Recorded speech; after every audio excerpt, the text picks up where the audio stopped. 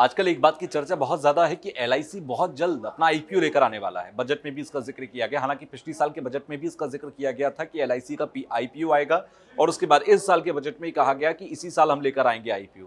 आप सबके मन में सवाल आता होगा कि हाल फिलहाल में नायका का आईपीओ आया, पेटीएम का आईपीओ आया, तो क्यों ये आईपीओ होता क्या है और एलआईसी का आईपीओ आ जाएगा तो उससे क्या बदलेगा या क्या होगा और इसमें आपका क्या फायदा। तो मैं आपको इस वीडियो में सारी चीजें समझाता हूँ। देखिए, सबसे पहले समझिए कि आईपीओ होता क्या है। आईपीओ की फुल फॉर्म है इनिशियल पब्लिक ऑफर, यानी कि कोई भी कंपनी जब अपने शेयर्स को मार्केट में लेकर आती है। आपने शेयर बाजार का नाम सुना है, आपने सेंसेक्स निफ्टी का नाम सुना है, आपने ये सुना होगा कि सेंसेक्स चढ़ गया, सेंसेक्स उतर गया। आपने अर्थव्यवस्था को सुना होगा कि इसके साथ अर्थव्यवस्था मूव करती है।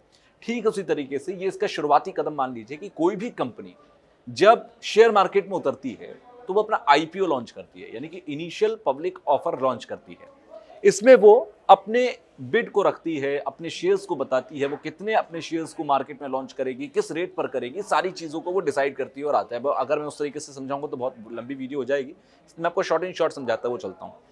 अब यहां पर बात यह है कि आईपीओ आता क्यों है किसी भी कंपनी का। कोई भी कंपनी जब अपने एनलार्ज करना चाहती है, खुद की कंपनी को बढ़ाना चाहती है या घाटे से उबारना चाहती है और वो चाहती है कि किसी से कर्ज ना ले, वो अपनी अर्निंग बनाए और अपनी अर्निंग से ही खुद को आगे बढ़ाए, तो वो आईपीओ लेकर आती है। सबसे बेहतर ऑप्शन ये होता है, क्योंकि इससे क्या है कि वो एक बड़ा मार्केट से पैसा उठाती है, कमाती है। जैसे उसने मान लीजिए अपना शेयर 1000 रुपये पर रखा, उसके बाद जब पैसे बढ़ेंगे घटेंगे उस शेयर के, तो उससे उसको इनकम होगी, वो जो इनकम होगी वो उस कंपनी के काम आ पाएगी। तो इसे उबारने का सबसे अच्छा तरीका होता है।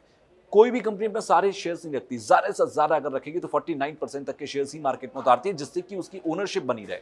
लेकिन ज्यादातर कंपनियों के 10 या 15 या 20% के ही शेयर्स मार्केट में होते हैं, ये अगर देखा जाए। अब दूसरी बात आती है यहाँ पर कि आईपीओ आ रहा है तो ये कैसे आप अवेल कर सकते हैं। इसके लिए आप एलआईसी की वेबसाइट पर जाइए, वहां पर आपको आईपीओ का ऑफर मिलेगा। उसके लिए आप तमाम प्रोसेस हैं, उन प्रोसेस को आप फॉलो करते हुए आईपीओ ले सकते हैं, उसके ऑक्शन में हिस्सा ले सकते हैं। दूसरी बात, आईपीओ एलआईसी ने ये व्यवस्था की है कि जो उसके पॉलिसी धारक हैं उनके लिए 10% के आईपीओ रिजर्व रखे हैं। यानी कि अगर आपके पास एलआईसी की पॉलिसी है पहले से कोई, तो आप एलआईसी की वेबसाइट पर जाकर वहां पर उस प्रोसेस को फॉलो कीजिए, वहां पर अपना पैन को अटैच कर दीजिए और वहां पर आप अप्लाई कर सकते हैं। तो जब आईपीओ पब्लिश होना शुरू होंगे, जब मिलना शुरू होंगे, तो उस वक्त में आपको आसानी रहेगी कि आप पॉलिसी धारक होंगे तो आप 10% की जो रिजर्व कैटेगरी है आप उसमें उसका फायदा उठा सकते हैं। तो ये आईपीओ का तरीका होता है। कोई भी कंपनी खुद को घाटे से उबारने के लिए इस तरीके का इस्तेमाल करती है।